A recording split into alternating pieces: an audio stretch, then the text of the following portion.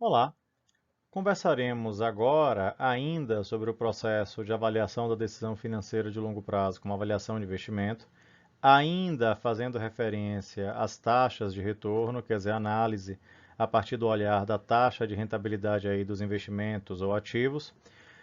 Usualmente, uma dessas taxas é a taxa interna de retorno, a TI, mas a nossa conversa de hoje, ela é voltada para discutir problemas relacionados ao uso da TI nesse processo. Nesse nosso encontro, então, temos o objetivo de entender os problemas associados a eventuais usos da TI em situações específicas em que o seu uso traz uma série de desafios. De conversas anteriores, vimos que, em linhas gerais, a decisão financeira pode ser analisada em três etapas diferentes. No primeiro momento, sob o ponto de vista dos investimentos ativos, a ideia é tentar entender os seus impactos sob a ótica do fluxo de caixa, notadamente o fluxo de caixa livre.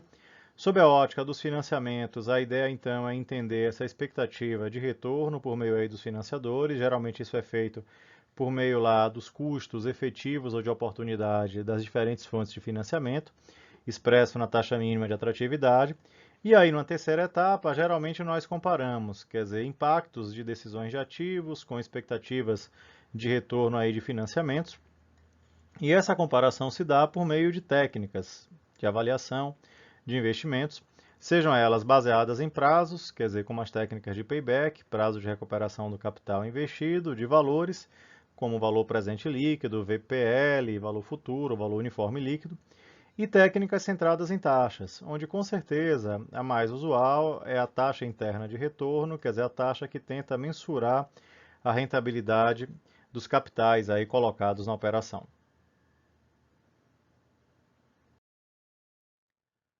Quando vamos entender a figura das taxas internas de retorno, o seu uso é tranquilo quando nós consideramos a figura dos projetos de investimentos simples.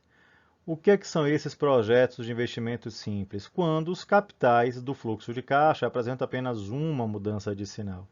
Quer dizer, de um modo geral, é aquele exemplo didático. Então, esse é o exemplo que conversamos aí em diversas conversas anteriores, né, onde o investimento de 500 gera fluxos de caixa futuros de 250 e 400, onde nessa operação registramos apenas uma alteração de sinal. Então, nesses contextos, onde eu tenho apenas uma mudança de sinal, nós podemos usar a TIR sem grandes problemas. Por quê? Porque, de um modo geral, a TIR representaria a rentabilidade dessa operação e nós não teríamos grandes desafios associados ao seu uso. Nesse caso, se eu construo o perfil do VPL, né, onde eu tento apresentar o VPL no eixo vertical em função da taxa mínima de atratividade no eixo horizontal, eu vou perceber que o VPL cai à medida que a TMA aumenta e nesse ponto aí de inflexão eu vou ter então a figura da taxa interna de retorno. Ora, até a taxa interna de retorno para TMA menor, né?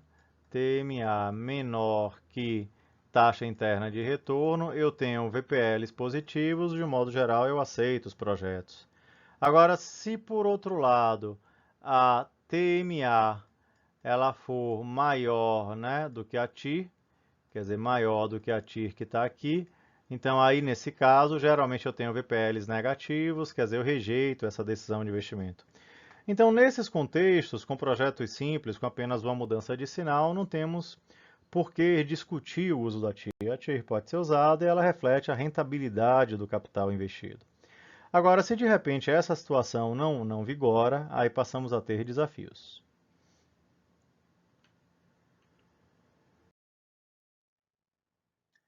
Então, podemos ter, em outras situações, projetos de investimentos não simples. Quer dizer, nesse caso, os fluxos de caixa, quer dizer, os capitais do fluxo de caixa apresentam mais de uma mudança de sinal.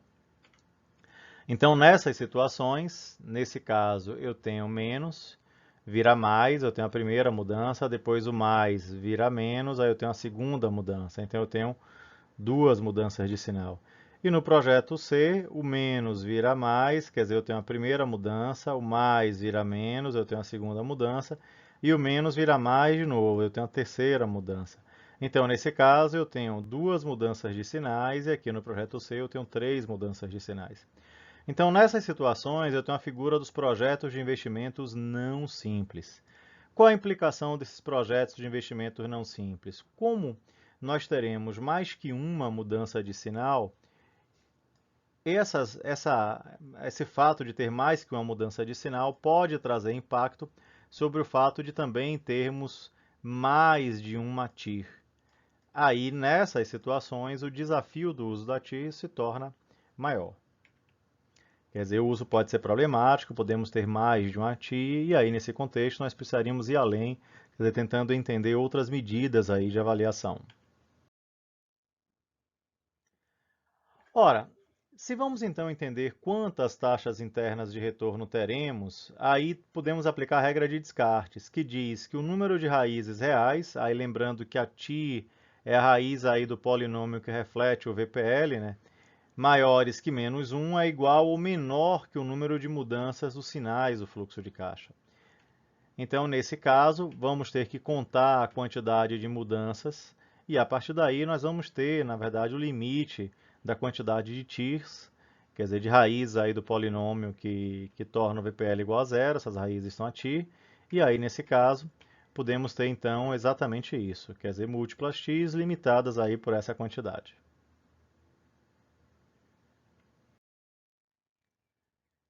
Com isso, esperamos então ter alcançado o objetivo pretendido, que era entender esses problemas associados a eventuais usos da ARTI. Nesse caso, esses usos estariam em projetos não simples, com mais de uma mudança de sinal, onde eu posso ter mais do que uma taxa interna de retorno, o que traria desafios e aí a sugestão do uso de outros métodos de avaliação. Bons estudos!